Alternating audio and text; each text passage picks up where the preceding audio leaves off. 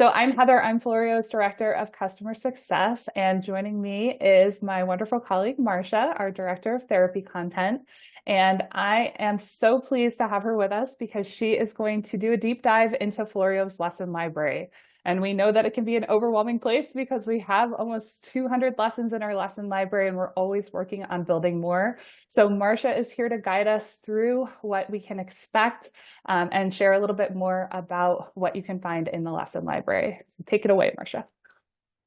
Thanks, Heather. I'm really excited to be here today. Hello, everyone. Thank you so much for taking some time to be with us as we go through our lesson library. And yes, as Heather mentioned, we have so many lessons. It can sometimes feel overwhelming, especially if you're a new coach, and maybe even if you're a seasoned coach, figuring out what's the next best lesson for your learner, where should I start? So I'll do a brief introduction about myself for those who don't know me. We will explore our lesson library and kind of do a top level overview of our skill categories. And then we'll do a deep dive into our newest skill category that we added several months ago called social interactions.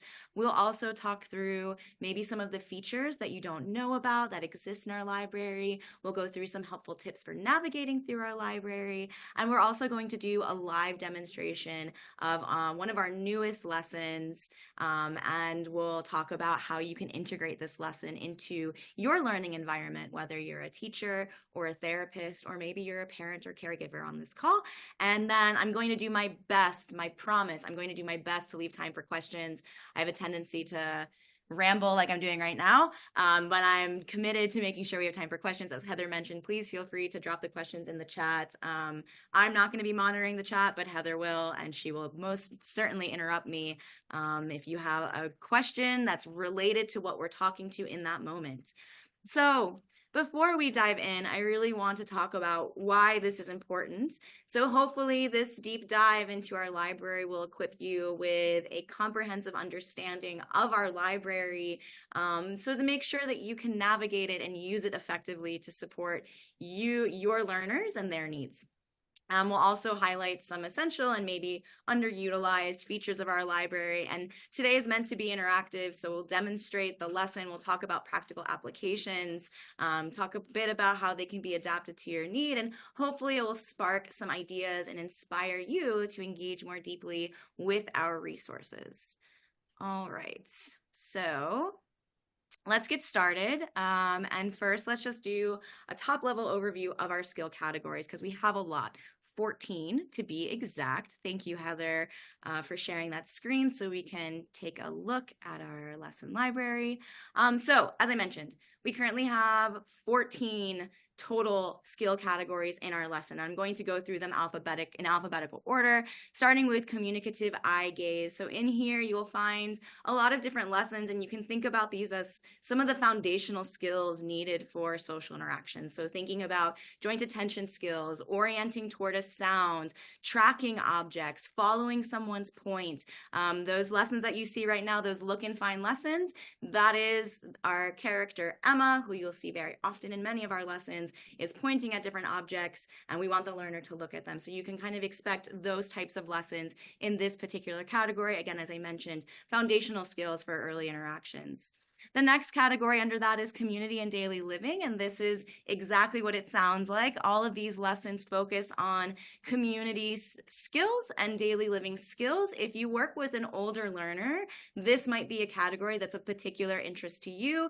We have a lot of lessons that focus on community safety, like crossing the street. We have lessons that focus on navigating police encounters and what to expect there. We also have some job skill training lessons, a set that focus on time management skills, so keeping yourself organized, multitasking, working through distractions. We have our teamwork lessons that focus on working with another person on a job. In this particular case, you're in the grocery store. One quick note about those lessons, as well as our bus lessons, those were developed in collaboration with Tennessee's developmental disability administration. So that was a really great project. We have 6 lessons on navigating the public buses. So those are, like I said, definitely ones you'd want to check out if you have an older learner. We also have, as you see on the screen, a lesson on TSA. So maybe your learner is preparing to go on a trip and you want to give them some exposure and experience to being in that airport, help them know what to expect as they're going through that TSA line. And then our grocery store lessons, we have 2 lessons, one that focuses on familiarizing yourself with the grocery store. So you move all around to the different areas, think about, pick out what you might find there. And then our scan the store shelves, which is intended to help learners scan store shelves when they're at the grocery store. This might be something that you do if you run a classroom, or maybe you're a therapist and you go to the grocery store yourself. You might practice the skill. So this just provides another opportunity to practice that without having to leave the school or the clinic. Our next category is conversational skills. You can think about these as kind of ranging from more basic to some more complex conversational skills. You can see some of our newer lessons that involve longer conversations. We'll talk a little bit more about that a little bit later. But the majority of lessons in this category focus on more basic conversation skills, responding to greetings, responding to a comment. So the lessons you see right now, you can think about those as introductory chit chat and small talk conversations in these lessons. The characters will say one statement, one comment, and the learner needs to respond. We also have some lessons where the learner is listening to a conversation, has to figure out what they're talking about, and then add a related comment. So this could be a really good section, a really good category if you're working on some of these early conversation skills, building up towards having longer conversation. This could be a really great place to start. Descriptive language is exactly what it sounds like. It's working on some basic descriptive language skills. Here we have up, down, in, out, left, right, and then where is the train, which has a bunch of different prepositions. So maybe you're a speech therapist and you're working on some of these language skills. This could be a really great section for you. Our emotional regulation category, we have so many cool things in here. We have tons of calming environments to support relaxation. We have guided meditation lessons to help teach relaxation. Our newest lesson, Peaceful Painting, that we recently released, incorporates art and music. So you can paint some really cool canvases while listening to different music. We do encourage the learners to identify how they're feeling during that lesson. So it's a really cool one. You should check it out if you haven't had a chance to. And one of the new lessons that we're going to be releasing very soon will also be an emotional regulation lesson, but this one will actually take place in an environment where learners might find themselves very often, in a car.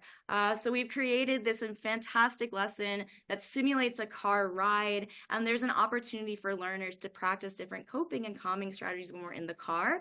We know that sometimes car rides can be a source of frustration. It can sometimes be difficult for learners if you have unexpected changes in your route, or if something unexpected happens in the car ride, like you have to stop because there's a car pulling out of a space or a driveway. So we really wanted to, we have a great set of lessons in all these beautiful environments where you can practice some of these skills, but we want to also create an environment that's more realistic, where learners might find themselves and might need to practice these skills. So look out for that one. It's going to be coming out real soon, and I'm really excited to release that as part of our emotional regulation skill category. Next up, we have focusing. So this is, you can think about these as some lessons that target some executive functioning skills, thinking about attention, concentration, managing distractions. So, in the yoga poses lesson, you're in a class and you have to follow your yoga instructor's directions, but the other characters in the scene are talking around you. So kind of staying focused on your teacher, your instructor, even though you might have some distractions happening around you.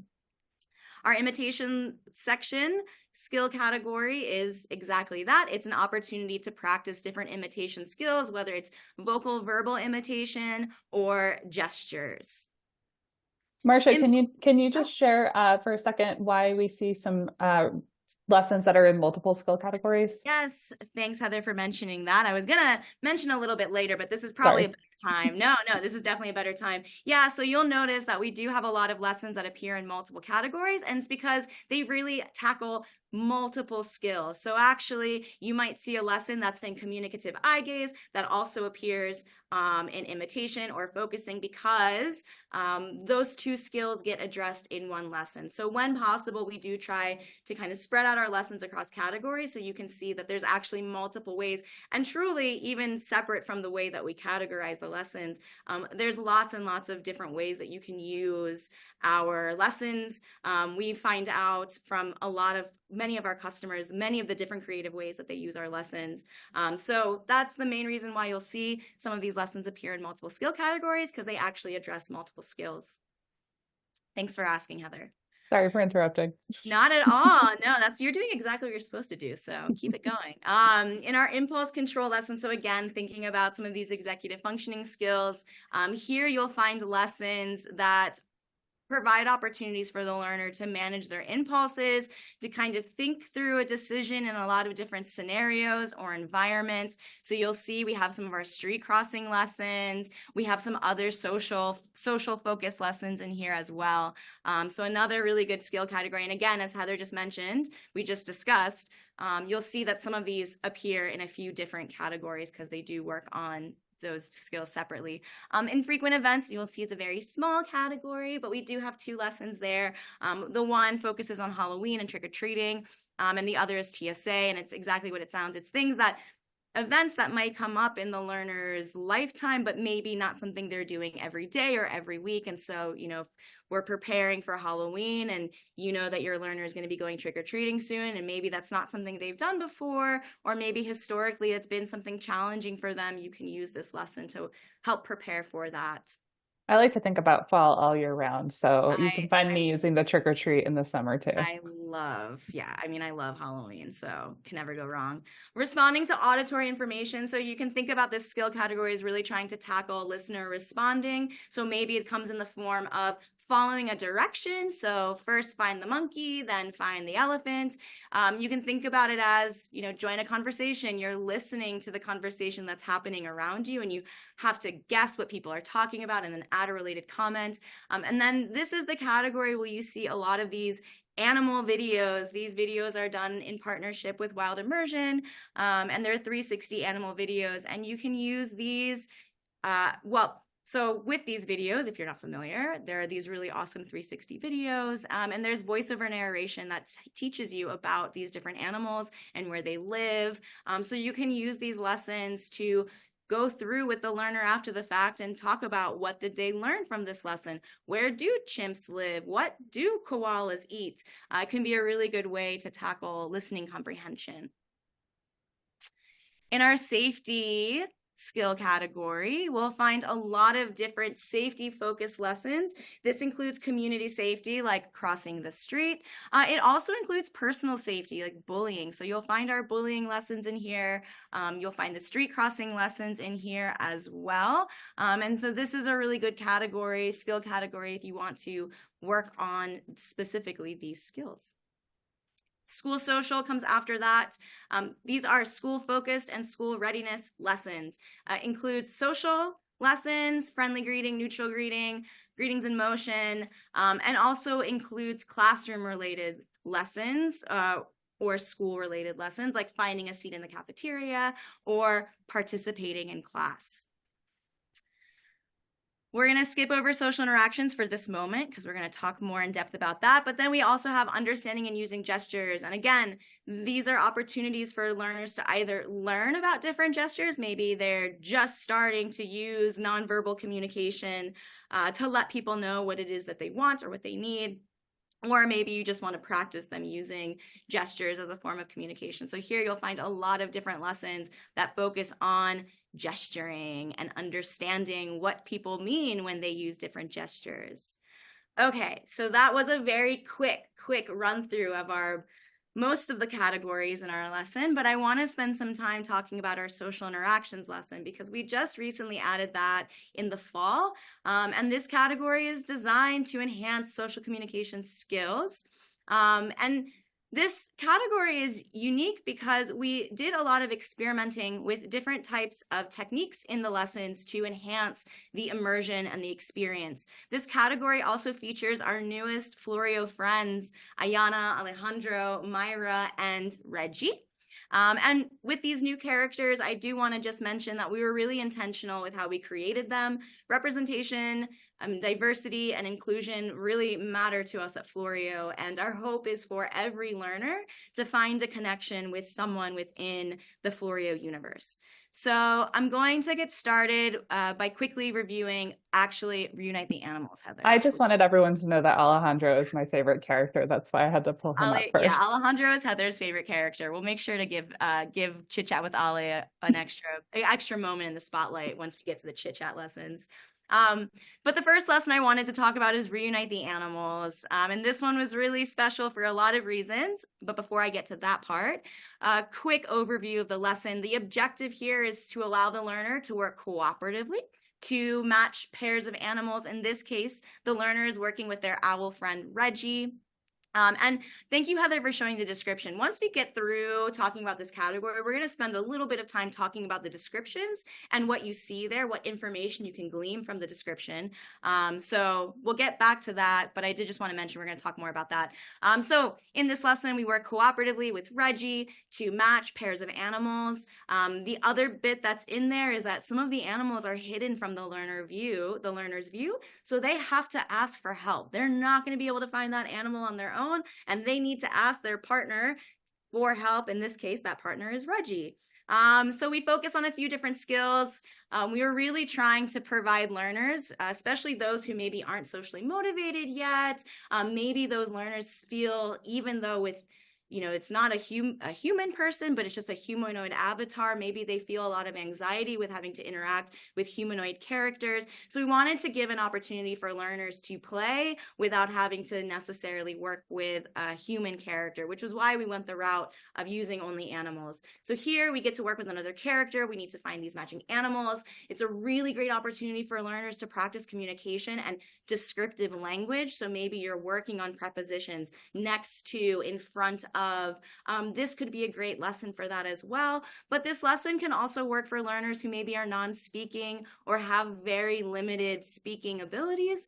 As long as you're looking in the direction of the animal, the coach can see what that learner is looking at. When we've used this lesson in real life with learners, it's been amazing to watch, because even those who don't speak still look in the direction. They're pointing where that animal is, making it very clear, this is who I'm talking about. This is who I want Reggie to get next. So we work on a lot of different communication skills. And then the requesting for help part, that is a really big piece of this lesson. You simply cannot complete this lesson without asking your partner, Reggie, to help you. I mentioned that this lesson was very special, and it's because this lesson marks a significant innovation for us at Floreo. It's the first lesson that features instructions and directions delivered by a character within the lesson rather than coach banners. So for those who use Floreo often, you know that we rely on banners. We use many of them. We expect many of them to be spoken by the coach to the learner, but we use banners to provide guidance and information about what's happening next. However, in Reunite the Animals, all of those instructions are seamlessly integrated into the lesson, and you hear them from Reggie. And you'll notice that for most of the lessons in this category, where there's some sort of instruction for how to play, basically, that's all coming from the characters within the lesson itself, which now frees up the coach to dedicate their full attention to supporting and observing their learner, really enhancing this interactive experience. So it was something new we tested out, and I think it worked really well. So far, we've heard a lot of great things. So really, really excited about that lesson. It was, like I said, we tried a lot of new things, and it was really exciting to see it come to life. The next lesson I want to talk about in the skill category is Magic Mix. This lesson is designed around the concept of taking turns. So here you finally get to meet our new characters, and not only do you meet them, but they're in fantastic outfits. And here you get to work with them to put together a magical potion and create a mystical animal, a unicorn, a phoenix, a flying pig, whatever the learner chooses. This lesson is really great also because there's different tiers of difficulty. So you can decide as a coach to just start with one character, or you can have all three. Obviously, when we're thinking about taking turns and kind of going back and forth in some sort of game or activity, having one character will be the easiest, right? Because you're only waiting for one other person to take a turn. It's a little bit easier to expect whose turn is going to be next, likely back and forth. And that's how we set it up in this lesson. When you get to 3 characters, it's randomized. So you don't necessarily know who's going next. The learner knows who goes next, whose turn it is, by looking at a little cloud ingredient that pops up out of the cauldron. So they can see whose turn is next, and they can then dictate that it's my turn or it's Ayana's turn. For those of us that have run social groups or taught turn-taking skills, it might feel very familiar, thinking about, sitting around a game board asking, whose turn is it? It's my turn. It's your turn. So we tried to kind of mirror that experience, but in VR, make it a little bit more fun and fantastical. So that's a really fun lesson if you haven't checked it out yet. And then, of course, the best part is that once all the ingredients are added to the cauldron, this amazing creature pops out and flies away, and it's really fun. And as I mentioned in this lesson as well, all the instructions for what to do comes from the characters. The coach is not telling the learner what to do at any part. It's the characters in the scene that tell you how to play, how you know what to do. Next is painting with friends. I love this lesson so much. The primary objectives, we wanted to reinforce inviting peers to join an activity you're doing. Hopefully they positively respond to a peer's request to join if they don't initiate. And then we want the learner to share materials if that character is participating in the same activity. Excuse me.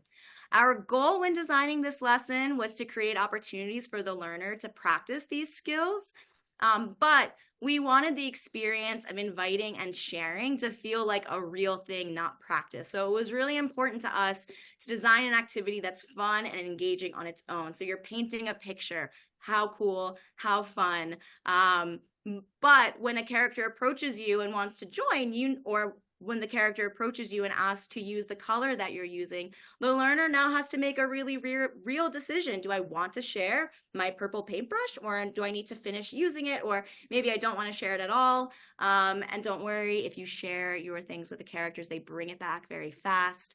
I do want to mention that on instances where the learner does not invite the peer to join or does not share, that's okay. We allow learners to make that choice. We have the characters model what an expected response would be. That was also a very intentional decision. Not to say that negotiating skills are not important, because they absolutely are, but we want to make negotiating skills kind of its own lesson. And here we just wanted to model, okay, if someone says no to you, which will absolutely happen throughout your life, what is the expected response to that rejection? And Now, I'm just going to quickly yeah. interrupt. I said this at the top of the call, but in case people joined late, yes, we will be sharing the recording after the call and after it is edited, and we will email it to everyone who registered. So if you aren't able to join us for the full hour, or however long it takes for Marcia to answer all your burning questions, then we will be sharing the recording afterwards. Thanks, Heather. Now, one of my personal favorites and another very unique addition to our catalog is Cloud Chronicles, Tales from the Sky. We really tried to go outside of the box here, and we did. So in this lesson, you hang out with Myra for a session of imaginative play. You're looking out cloud shapes. I don't know how many people, maybe a lot. I certainly was one. I'm 35 years old, and I still look at the clouds and think about their cloud shapes. But looking at clouds and imagining what they could be, coming up with a story about them, is something that a lot of us have done or do. And so that's what we're doing here in this lesson. You're looking at cloud shapes and you're creating stories based on what you see. And this is really meant to be an interactive experience, fostering storytelling skills and imagination as you co-create these stories with Myra. We did a lot of new things in this lesson that you're not going to see in many other Floreo lessons, but specifically, one of my favorite parts about this lesson is there's actually no right or wrong answers here. So we created we populated the sky with cloud shapes. However, maybe your learner doesn't see a bunny and instead they see a duck. That's totally okay. We have allowed for you as the coach to continue the lesson, even if they say something that's maybe not one of the buttons that you see on your screen, because the whole idea is that you're using your imagination. It's all about letting the learner's imagination soar. And so we want to encourage our learners to think freely and creatively without the pressure of correctness. So your job as a coach in this experience is to support their ideas and validate their ideas, no matter how whimsical or maybe unconventional it may seem. So if they say that cloud looks like a pineapple or a dancing elephant, that's fantastic. Every creative response is celebrated here. And we also recognize that maybe creative thinking, imaginary thinking could be difficult or challenging. So you can use this lesson in a different way. You can use it by first just asking your learner what they see. Maybe they'll say, I see clouds, and that's okay. We can talk about, well, is it a big cloud? Is it a small cloud? What color is the cloud? Does it look like a shape? Does it look like a triangle? Does it look like a square? Does it look like a cat? You can help guide their thinking during this lesson, and this can be a good stepping stone towards more imaginative thinking. But my favorite part about this lesson is that it is designed to be flexible and accommodating to the different levels of imagination and creativity. The whole goal is to make this enjoyable and fun, because at the end of the day, when we're talking about play skills, you need to have fun. That's really, if you're not having fun, then are you really even playing? I don't know. So that's one of my favorite lessons. If you haven't checked it out, please check it out. The last few lessons that we'll go over before we kind of move into some other bits and then go into the demo is choose your greeting. So choose your greeting is very similar to the neutral, friendly, unfriendly greeting that exists in school social and conversational skills. But the biggest difference is that we have our new characters in it, and the coach can select the greeting type. So in the friendly, unfriendly, and neutral greeting lessons, it's one character. You have that one trial of practice, so the character says hi or they don't say anything, and then the lesson ends. You can certainly repeat it again. We have greetings in motion, where the learner is tracking characters as they move by, and they have to respond to those greetings. So this one kind of falls in between. You're not necessarily tracking characters because they do approach the learner, but the coach now can say, all right, I want to do a friendly greeting, and then I want to do another friendly greeting. In greetings in motion, that happens randomly, so you can't necessarily control when that happens. So if you want to practice greeting types as often as you want, or if you want to practice a very specific greeting type, this could be a great lesson for you. The most recent lessons that sorry, Heather. Oh, I was just going to say, can you just share an example of a neutral greeting? Because sometimes folks ask about that. So I just want to make sure they know. That's a great question. So neutral greetings, I think, can mean a lot of things. It can mean sometimes someone's maybe just giving you more of a flat greeting, like hi, hello. They're not being unfriendly, but it's not a, hey, good to see you, hi. So it might be a little bit toned down, so we can consider that a neutral greeting. A neutral greeting can also be no one saying anything at all, and they maybe just wave, maybe they just give you a look, maybe they give you a smile. If you're an older learner, maybe they kind of give you a head nod. So we try to incorporate some of these nonverbal cues into the neutral greeting, as well as these more, like I said, neutral highs, hello. So they're not excited, it's not mean, it's in the middle, but it's still good practice responding to those. Thanks, Heather. The newest lessons that we've just added are our Chit Chat series. So we already talked about some of the lessons in the conversational skills and school social skills that can be good primers for these lessons. Those are the small talk, Carlos shares an opinion, May shares an opinion. We can think about those as introductory lessons to these lessons. So here we have Ayana, Myra, Ale, and you get to practice having longer conversations with them. So you go back and forth, having conversational exchanges with them, and these lessons do vary in difficulty. So Myra, who you see right here, within our series of chit chat lessons, Myra's is going to be the easiest. Her dialogue is going to be very concise and easy to follow. She's in the school hallway, but by herself. There are no other characters around. There's no other sounds around. So there's no distractions for the learner at all. So again, if we're still still working on some of building up to these longer conversations, maybe longer conversations that take place in more natural environments, but we're not ready yet, this could be a good place to start. Now let's go to Heather's favorite, chit My chat with guy. Ale. Yes. And maybe Heather, do you want to share? Let me do the quick what this is, and then I would love for you to maybe share why it's your favorite. I But will. with Ale, you see that he's still in the same hallway. However, now there's other characters in the background that are moving around. You have the hallway sounds in the background as well. His dialogue is still relatively easy to follow. It's not super challenging, but you just have more of those distractors happening around you. So it is going to require a little bit more focus to pay attention to what Ale is saying. Heather, why did you love this lesson so much? I love Alejandro. His depth of personality is so deep. I love that he gets a little shouty when he gets excited. That's really realistic for the teenage boy or teenage boy kind of age that he appears to be. Also, I will say that when I test Floreo before we release lessons, it's always kind of like a holiday for me because Marcia and her team are cooking up things and I don't get to see them until they're almost ready. But when I played this lesson and I played the feeling sad path for Alejandro, I actually teared up a little bit when he was talking. So he goes from just really tugging at your heartstrings to being so enthusiastic and excited. It's really such a range. It's really impressive. And I hope that you guys try it out and let me know if Alejandro is also your favorite. Ayana is also my second favorite. So it's hard to choose, but Alejandro has a special place in my heart. Yeah, and that's also something that we kind of somewhat knew that we introduced in Floreo. In those other introductory small talk lessons, they do have characters will make lines trying to kind of get an empathic statement from the learner. But here, one of the topics is called feeling sad, and the character is talking about something that made them feel sad because that is a real part of life. We feel happy, we feel sad sometimes.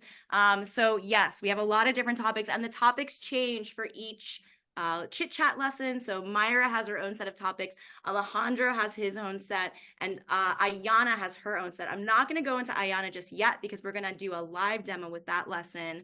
But we did not, yeah, I won't go into it just yet. I'm very excited about Ayana. But so anyway, chit chat with Ale is really great. There's more distractors. And it's again, a good stepping stone if maybe we want something a little bit more challenging. We're not ready yet for full on new environment, lots of stuff happening. This could be a good in between. Okay, so we just did, my gosh, I can't believe we did that in 32 minutes. That's insane. Our library is huge. For anyone on this call that's spent time in Floreo Library, you probably know that, like, yeah, we could spend hours. We could have a 2-month weekly webinar just going through each specific category. So a good, proud of myself for staying on track. You're killing it. You're killing it. Thanks, Heather. So first I want to also, before we dive into our live demo, I want to talk about maybe some useful features when you're going through our library, because as we just discussed and saw, there's a lot. The easiest way to navigate our library is by using the search bar, and it's at the top. So there's that next recommended. Yep, Heather just went there. And there's a few different ways that you can use the search. First is you can type in a keyword for the lesson. So yoga brings up those yoga lessons. But also you'll see that there's new, recently played, and popular. So if you were to tap on new, it would bring up all of the newest lessons we've released. Obviously, recently played will show you the most recent lessons you've played with that learner.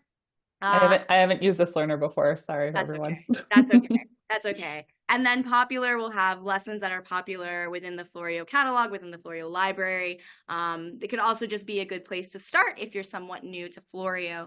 The other way that you can search, and if you go into our portal, and Heather, you don't have to go to the portal right now. I know we're going to be there later, but if you go into the portal, you can see that all of our lessons have tags. So for example, Heather, can you type in the word play? Excellent. And now you'll see every single lesson that has the word play tagged to it. So we have play the marimba. We also have, you'll see if you keep scrolling down, all of our play lessons. One of the lessons is on a playground. So the lessons with the playground will show up. So any lesson that has that tag will appear in your search if you use those tags. And again, like I said, you can see those in the portal, and we'll talk a little bit about the portal later. I do want to go back to our lesson description. So since we're going to be using Chit Chat with Ayana, let's use Chit Chat with Ayana. So you can see that for each lesson, we have a descriptor card, and there's different things that are in this description. It'll include some information about ages that this lesson could be appropriate for. Again, you don't have to, it's not if it says that this lesson is for 5 to 11 and my learner is 13, I can't use it. That's not true. It's just a recommendation. You know your learners best. You know where they're at in terms of skill-wise and what they need to learn. And you also probably know what they like the best. So don't feel like you have to be restricted by those age levels that might be listed. We also incorporate language level. And like I said, for some of these lessons, for Chit Chat with Ayana, it's probably going to be difficult for a non-speaking learner to really, really use this lesson in a meaningful way. But we have a lot of other lessons that might say you need to have verbal skills, you need to be highly verbal, have speaking skills, but you can still interact with the lesson in a very meaningful way. I go back to Reunite the Animals. Even though you're supposed to tell the owl where to go, you don't have to. You can just look and point, and that will work as well. So again, these are just recommendations. Like I said, you know your learner best, so you can use the lessons however you see fit in a way that's going to be meaningful for them. We also include a lesson summary, so a little bit about what to expect in this lesson. We include a sample behavioral objective, and again, you do not have to use this as your behavioral objective. It's just one that we offer. And then all of our lessons do come with passing criteria. Again, you don't have to live by this passing criteria. We have many coaches that come up with their own passing criteria and just kind of ignore what they see on that summary screen. That's totally fine. These are all just recommendations, ways to just kind of make things easier for you as a coach. And I think it's particularly helpful if you're a new coach. It can be a really good place to start, just kind of using what's being recommended. And then as you familiarize yourself with the Floreo system and and become more comfortable rather with using Floreo with learners, you can make those adjustments as you see fit. So where to start with Floreo? So many lessons can be very overwhelming, especially if this is new. We provide lesson recommendations based on learner profiles, and it's something that we're always thinking about how we can improve that recommendation system. It does require coaches to complete a learner questionnaire. So when you're making a learner profile for the first time, you'll get a questionnaire. There are certain things you have to fill out for it, but there's a lot that's optional. If you choose to fill it out, it will help us provide some recommendations for you. However, separate from that, I always recommend coaches to start with low demand lessons, especially if VR is new for your learner.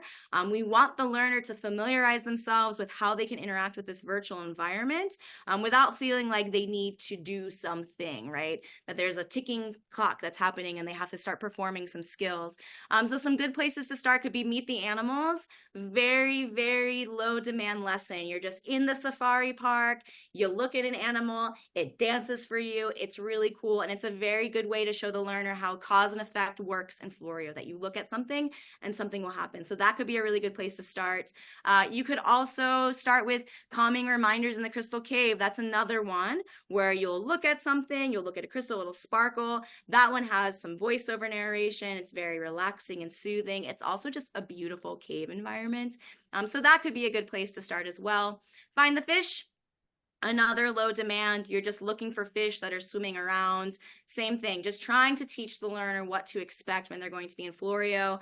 You could also try Safari Survey. Safari Survey, the coach can select different things. So maybe you're tracking a parrot that's flying by, maybe you're following the direction of a point. But again, just trying to think about kind of low demand lessons that allow the learner the opportunity to, one, just get familiar with what VR looks like, but also start to understand that when I look at things in Floreo, something will happen. We also have on our website a little brochure called Floreo at a Glance, and Heather, maybe we'll show that later when we kind of get to the end, but it's essentially what it sounds like, Floreo at a glance. It has a very short one-sentence description about every single lesson. It includes the approximate duration for each lesson, which skill category you can find it in, and it's a really good resource because, like I said, it's a very quick way for you to, one, familiarize yourself with the different lessons we have, or maybe if you're looking for something specific, I really want a lesson that's 3 minutes long because I only got 3 minutes, at the end of session to use Floreo or something like that. So it can be a really good way to, like I said, help familiarize yourself with the lessons in our library. It is available on our website, and we'll talk a little bit more about that when we get to the end of our webinar. All right, Heather, should we do a live demo of Chit Chat with Ayana? Let's do it. I like Ayana too. I don't want to No, play favorites too much, but no. Alejandra is still my favorite. Yeah, no, Ayana's great. And so here's what's different about this particular conversation lesson. So in most of Floreo, when you're doing one of the conversation lessons, very often the characters are already there in front of the learner, or they approach the learner. So in Chit Chat with Alejandro and Chit Chat with Myra, they come to the learner and say hello and start the conversation. Here, the learner is the one that has to approach Ayana. So you look for her in the park, you find her, you walk over to her, and we also expect the learner now to initiate the greeting. So she's not going to say hello on her own. In fact, if the learner doesn't say hello or initiate any sort of greeting, Ayana will now prompt them.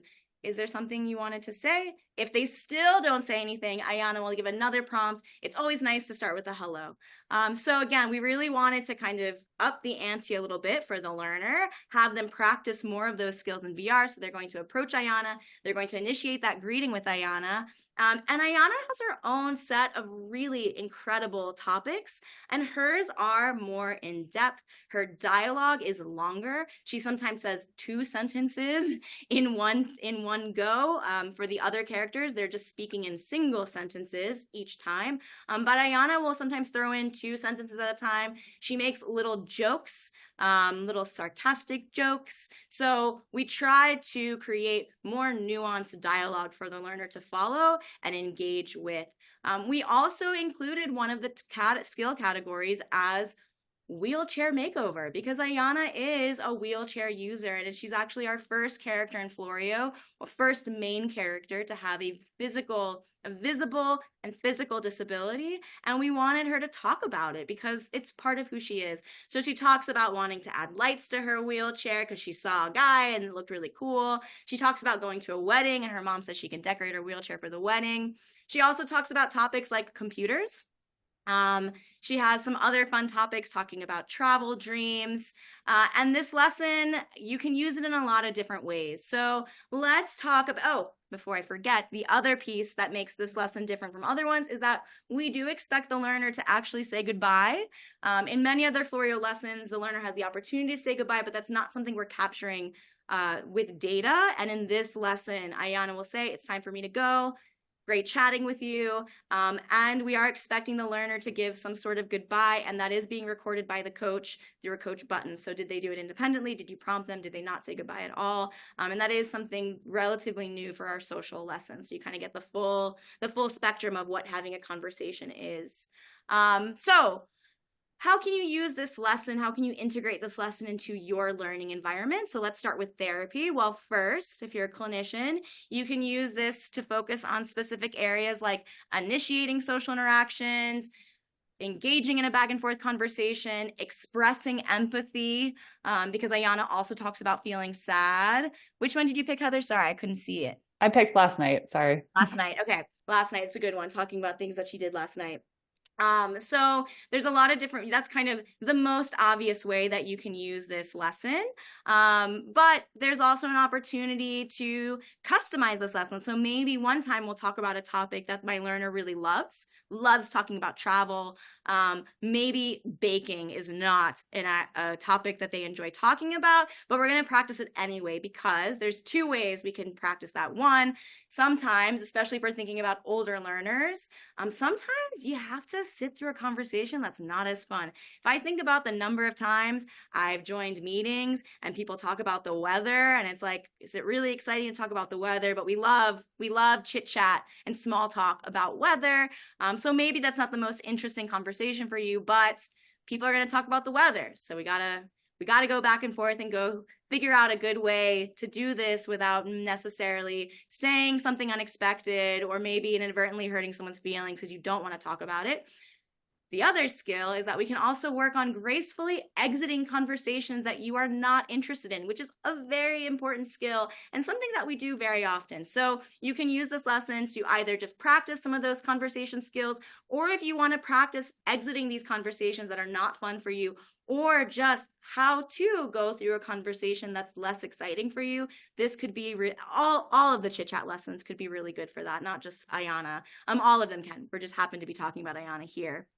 Another thing that you can do in your therapy practice is after the lesson, you can talk about how conversations changed based on the topic. So when Ayana talks about animals versus feeling sad, so we can talk about tone of voice, emotional responses, any social cues that you might see. And as a clinician, you can also work with your parents and teach them how to facilitate similar conversations at home using topics from the lesson. It can certainly help reinforce the child's learning, and then provides, a consistent approach across the environments that this child is in. If you are a school teacher, an educator, and hopefully you have some tech that's available to you, a smart board or a TV, you can actually screencast the headset to a TV or a smart board, and then all the students in the class can participate.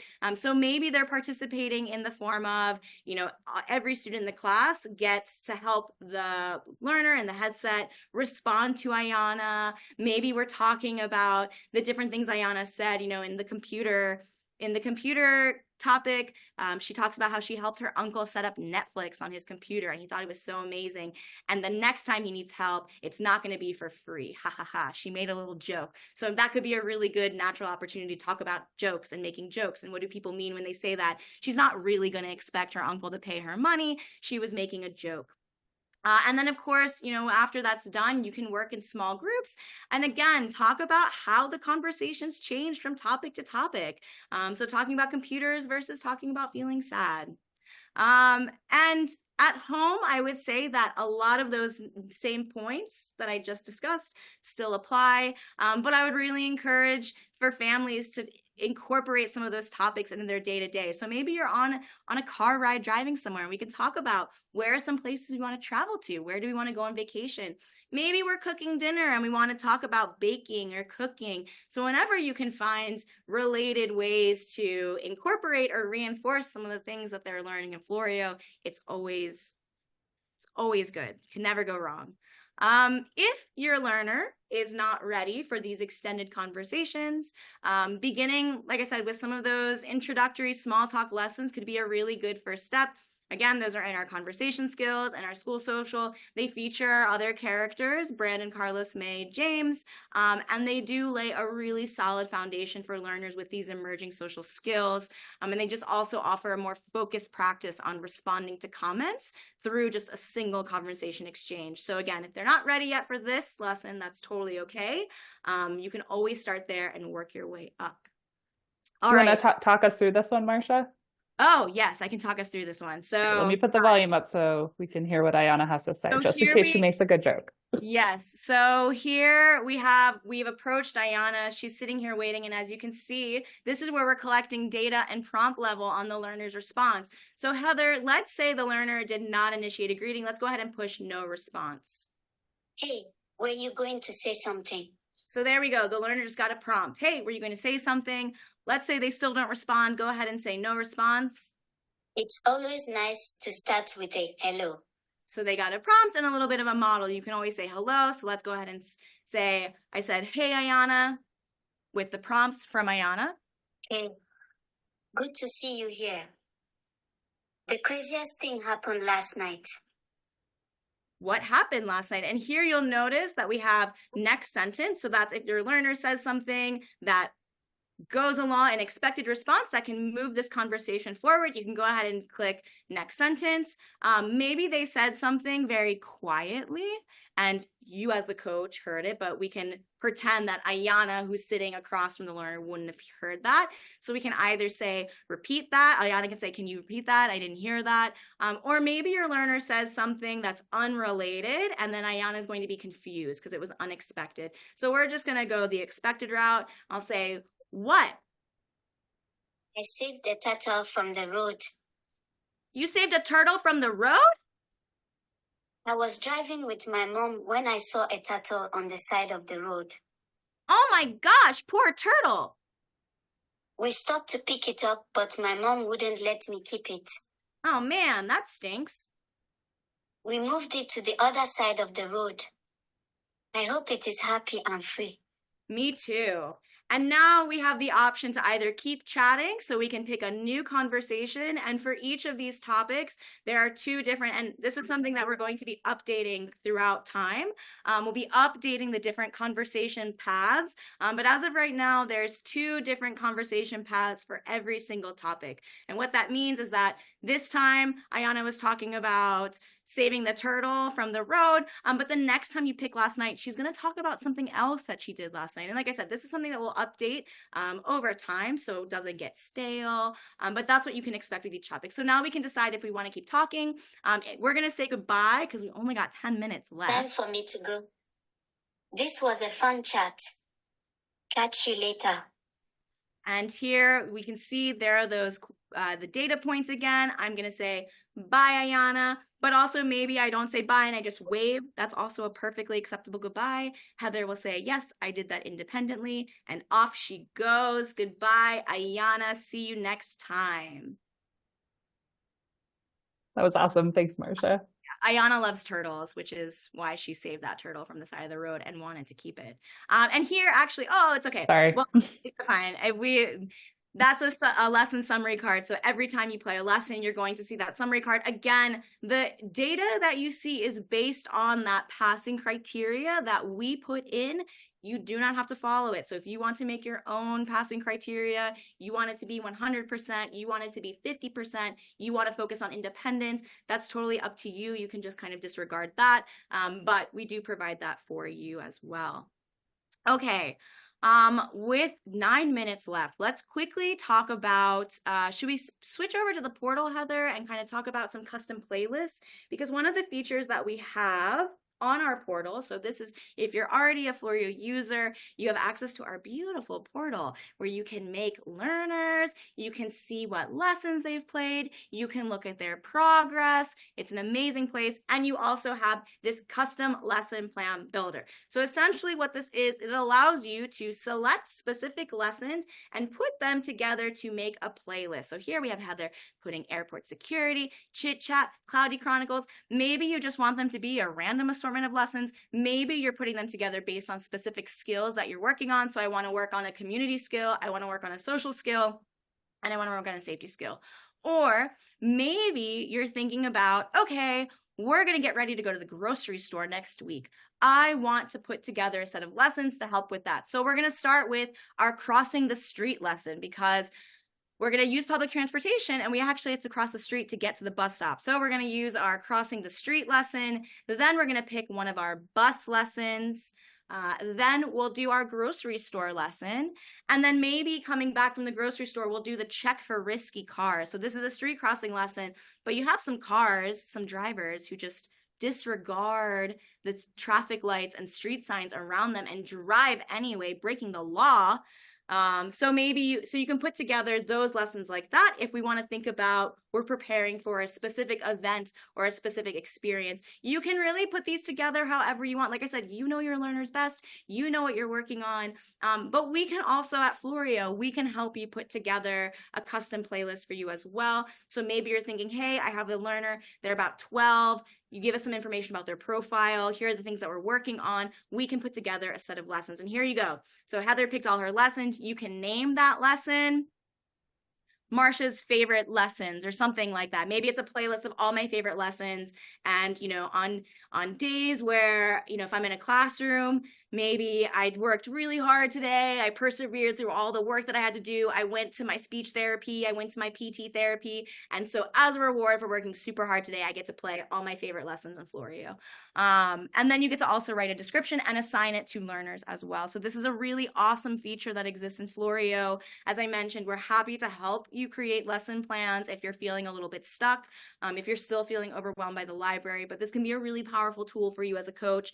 And especially maybe if if you want parents to use this at home, or maybe if you work within an ABA center and you have RBTs who are delivering therapy instead of you, this can be a really great way to put together the playlist. And that way the RBT doesn't have to do any of the searching. They can just get Floreo turned on and go. And it's great for family training too, for those of you who have that structure, or in the classroom, if you're a teacher overseeing a paraprofessional or a volunteer in the classroom, this is a great way to keep everyone on the same page. Yes, absolutely. And so just one last bit, and I want to leave time for questions. The future, what's happening in the future, because that's what we all want to know. So we're making so many enhancements and improvements to the Floreo experience. We'll share more information about that in coming months, but I think people will be really excited to see some of the new things that we're doing, and the ways that we're trying to improve Floreo for you and your learners. Keep your eyes out on the newsletter coming on in the next couple of weeks, because we'll be reintroducing some familiar faces from Floreo. In the same way that we all age like fine wine, so do our characters. So keep your eyes on that newsletter.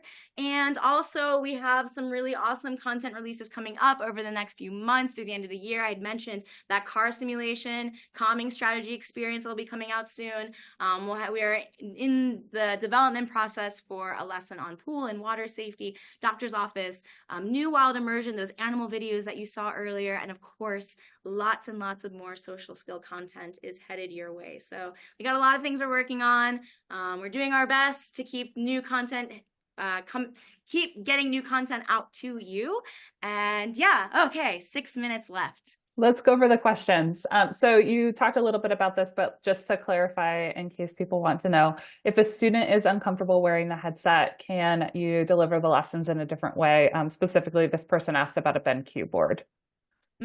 So one alternative is some learners like to hold the headset on their face. So you can do that if they don't like having it actually sitting on their head. Yep, just like that. An alternative could be, like I said, if you have the capability to screencast, that way they don't have to wear the headset, they can look at it. But another way that you can get learners comfortable with the headset is you wear the headset yourself and you let your learner have the iPad. Because remember, with Floreo, it's not just the person in the headset who's in VR. The coach that's with them gets to experience it as well. So maybe they're not comfortable in the headset, so you can put the headset on and have them look around, have them watch what you're looking at, guide you, coach you through the experience as well. But wearing it, having it sit on your head is not a requirement. They can hold it to your head. I once saw a very small child who they put the headset on the table, and the child just scooted their chair up and pushed their face into the headset that way. So there's certainly a lot of different ways you can use it. And we have some strategies. So if you are struggling to get your learner comfortable with the headset, please reach out to us, and we're happy to kind of help give you some recommendations on how you can coach and facilitate that. Sometimes you just need some time and gradual exposure. And another question is there a way to determine how many learning trials or targets exist in each lesson? Some are one trial, some seem to have multiple opportunities. That is such a great question. So in a lot of our descriptions, you can see that information. It'll tell you whether you have to do something, you can do something multiple times or it's one time. We are working on creating more resources for coaches as well. And that is one of the things that I want to highlight in these resources is this trial-based? Is this time-based? Is this you go on and on and on until you want it to stop? So definitely look in those descriptions. You'll find a lot of that information in there. But we are creating more resources to help you as coaches more easily identify that information without having to read through a long description. And the Floreo at a Glance resource that Marcia mentioned earlier is on our website in the knowledge base. And that is also a great resource to check out for kind of a higher level overview of the lesson library as well. So there's one more question, unless folks are frantically typing into the Q&A, which I encourage you to do before we leave here today. So the question starts off with a compliment. These lessons look incredible. I especially love the flexibility of this lesson to make it imaginative and student-led. I think this was during the Cloud Chronicles discussion. I'm curious about the ability to personalize and individualize the lessons. I understand how difficult it can be, especially as social interactions are so dynamic and individual to the learners. Yeah, that's a great question. I think we try our best to keep Floreo flexible. Like I mentioned, we've learned through our customers all the different ways they're using Floreo, and they will often use Floreo in ways that we didn't expect or anticipate. One of my favorite examples is we have a school customer, and they work with English language learners. So not young children, young adults, adolescents for whom English is a second language. They don't have developmental disabilities, intellectual disabilities, no autism diagnosis, typically developing students. And they've been using our Floreo lessons to work on their conversation skills because the pace of the lesson is slower, because there's an option to repeat statements and comments. Again, it's a really good tool for those that are maybe learning English as a second language. I don't think anyone at Floreo ever expected that that's how Floreo would be used, but it was really, really awesome and inspiring to see that. So we try to keep Floreo flexible. Certainly, there are some limitations, right? We can't necessarily program for everything. So thinking about our imitation lessons, we pre-programmed some actions for that character to do, clapping their hands, touching their head. We can't, there's obviously endless amounts of actions and behaviors one could do. So we sometimes just have to make some tough choices. That being said, like I said, we try to keep things flexible. So you can still use Floreo in really creative ways, especially with our social skill lessons. You can either pick topics that are of interest to a learner. You can pick topics that are actually not of interest to a learner. You can maybe pick topics that you want to spend more time, like you want to talk more about this specific topic because they have some interest. It's a really good question. We're always trying to think creatively how we can make our lessons teach a skill but still be flexible for the different support needs of the individuals that are using Floreo. So we try our best. As we continue to develop our technology, I think you'll start to see on the user side some of the new features that we're starting to implement that can actually allow the lessons to be more individualized and customized. And we're a minute over time, but I have to say, I'm really impressed, Marcia, that you were able to keep it within an hour. And I will answer the next question. So the question is, how much is Floreo per year? And the answer to that is it depends. So it depends how many learners you are planning to use Floreo with. If you would like to reach out to us at support@floreovr.com, we can gather some information about the environment that you're in. If you're in a school or a clinic, or you're just using Floreo at home with one learner, we can give you the appropriate pricing for your situation. So support@floreovr.com. We can connect you with the salesperson who covers your region and get you set up with a Floreo subscription as soon as possible. And thank you, Mary, for your kind words about our webinar. We are thankful that you joined us and everyone that joined us. I hope that you do find it to be a great tool to use with your students.